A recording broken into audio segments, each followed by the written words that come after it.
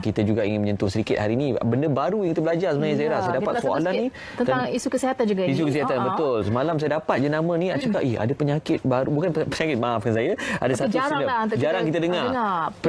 Prader-Willi syndrome atau PWS itu.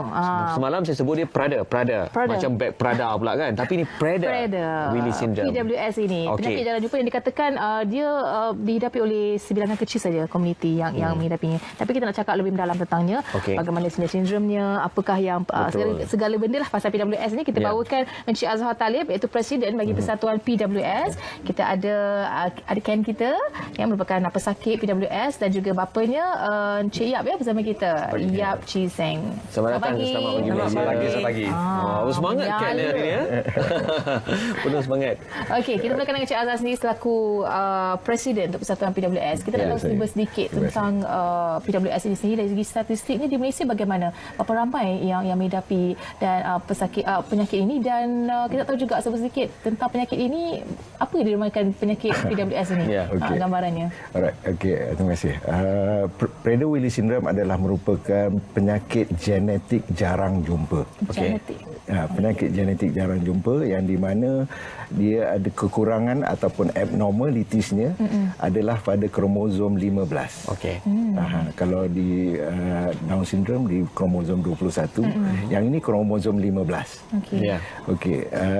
Dan dia boleh kena kepada sesiapa sahaja by chance dan tidak melalui keturunan whatsoever, tetapi hanya by chance boleh kena kepada siapa sahaja, tidak mengikut etnik dan kaum dan dia punya sebenarnya kekurangan atau abnormalities di dalam kromosom 15 ni dia terdapat 3 jenis. Yang pertama deletion ataupun kehilangan. Sebab kita kromosom dalam kita punya badan tu ada berpasangan. Daripada bapa dan juga daripada ibu. Yang pertama deletion ni, iaitu kehilangan ni, di mana keadaannya kromosom daripada bapa hilang. Tidak ada. Kromosom 15 pada bapa tidak ada. Tidak ada, hilang. Tidak ada.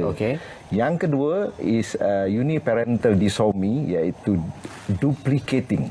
Duplication maknanya ibu, kromosom ibu ada 2. Tadi yang si ayah hilang, dia punya kromosom dia, tapi ini ibu dia ada 2. Ibunya ada mengeluarkan kromosom 2.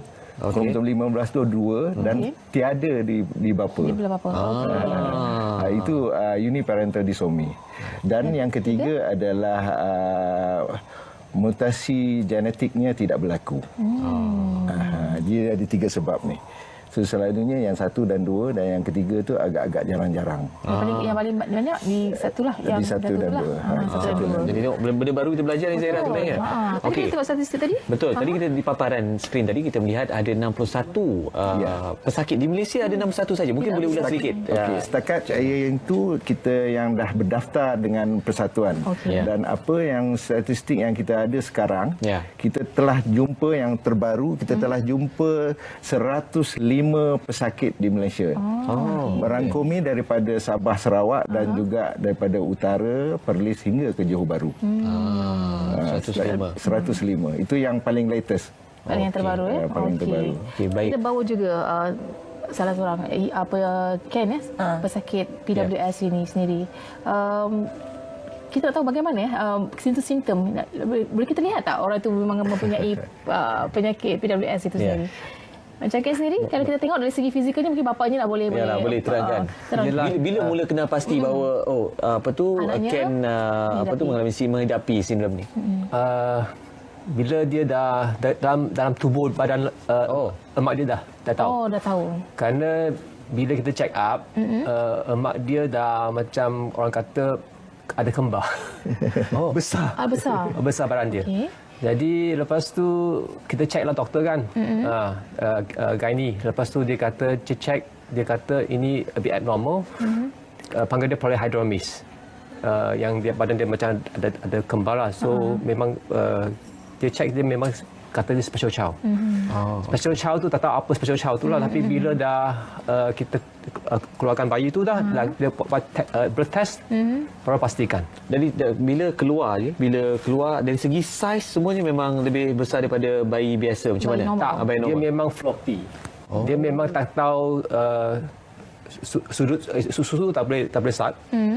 Memang dia floppy, macam badan dia pun banyak berlainan sikit lah kan. So dia memang dekat incubator for seminggu. Sebenarnya keadaan yang paling nyata pada anak-anak ini, dia ada tiga peringkat. Okey. Peringkat pertama, dia akan dilahirkan dalam keadaan yang floppy, yang lemah dan lembik, yang di mana secara medikal ni dikatakan hypotonia. Okey. Hypotonia ni dia lemah, disebabkan oleh itu dia mempunyai komplikasi untuk menyusu, pernafasan, pemakanan, dia akan di situ. Dan yang keduanya adalah bila dia dah, selalunya yang pertama tadi tu dalam waktu 3 tahun yang pertama. Dan bila dia dah boleh menyusu dan boleh, yang kedua dia akan ada satu lagi keadaan yang amat ketara, iaitu di hypothalamus gland yang kita dalam otak kita tu, dia tiada deria rasa kekenyangan. So, dia akan makan dia akan terus makan dan makan dan terus mencari makanan. Itulah satu masalah yang dihadapi oleh penjaga-penjaga dan juga kanak-kanak yang menghadapi Prader-Willi syndrome. Dan yang ketiga, of course, dia ada behavior problem. Bila dia tak dapat apa semua tu, dia akan jadi memberontak. Dia akan macam keanak-anakan sikit lah begitu. Macam mana Dia lebih kepada developmental, dia ada kurang sikit. Tetapi dia ada kelebihan yang masing-masing, ada kelebihan masing-masing. Okey, dia tak tahu lah dengan Ken ni. Ken, macam mana melalui rutin anda? Macam mana hari-hari? Sekarang ni macam mana duduk dengan keluarga di rumah?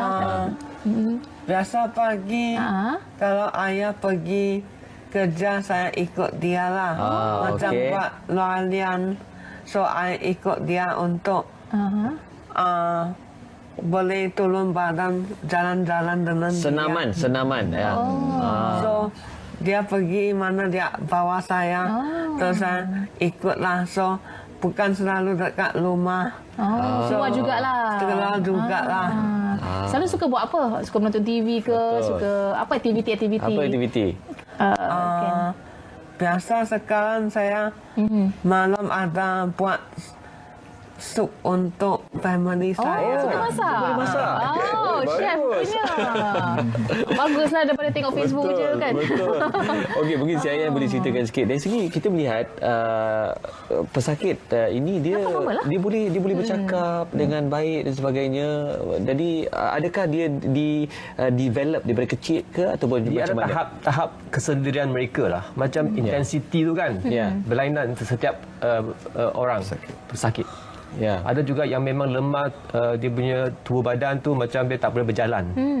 Ada juga yang macam speech dia macam umur dia lebih kurang 7-8 tahun tak boleh bercakap lagi. Macam dia pun dia baru umur 5 tahun baru dia berjalan. Agak lambat Kerana lah dia punya motor skills tu teruk. Motor skills tu yang muscle tone dia tak ada. Dia tak ada growth hormone. Okey. Dari segi antibody dia lemah tak kalau demam dan sebagainya? Mungkin bagaimana pemulihan itu?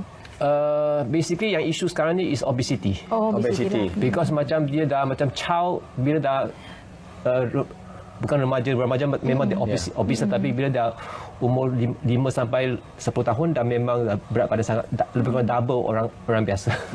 Tadi Cik Azhar katakan tadi mereka ni akan makan berterusan. Itu masalah yang dihadapi. Mungkin si ayah pun ialah menghadapi masalah untuk tujuan ialah menyediakan makanan, nak mengawal tu sebenarnya. Jadi mungkin ada rawatan tak yang boleh kita kongsikan untuk pada penonton, bagaimana nak merawat ni sebenarnya? Ada tak rawatan ni sebenarnya? Setakat ini di seluruh dunia masih lagi tidak ada perubatan yang boleh merawat penyakit Prader-Willi syndrome. Tetapi ada satu kaedah yang digunakan di banyak negara-negara Eropah dan juga Amerika Syarikat. Mereka menggunakan HGH, iaitu Human Growth Hormone. Okey. Human growth hormone ni dapat bila saya cakap tadi itu pembentukan otot dia yang lemah. So meaning that low muscle tone. Low muscle tone ni terjadi itu menyebabkan komplikasi tadi itu. Jadi bila dia dapatkan growth hormone ni, dia akan dapat mempercepatkan pembentukan otot dan juga secara mental dia dan juga behavior dia lebih baik. Dan growth hormone ini telah diiktiraf oleh FDA USA dalam tahun 2000. Cuma pada peringkat awalnya di Malaysia kami tidak boleh dapat benda tu. Macam anak saya 19 tahun umur. Anak saya pun tidak. Yes. Anak saya 19 tahun umur dia dan waktu tu di tahun 2000 masih lagi tidak ada growth hormone di Malaysia. Dan kebelakangan ini 7-8 tahun ni baru boleh didapati di Malaysia. Dan itu juga dengan harga yang agak tinggi. Kos yang tinggi. Kosnya sangat tinggi kan.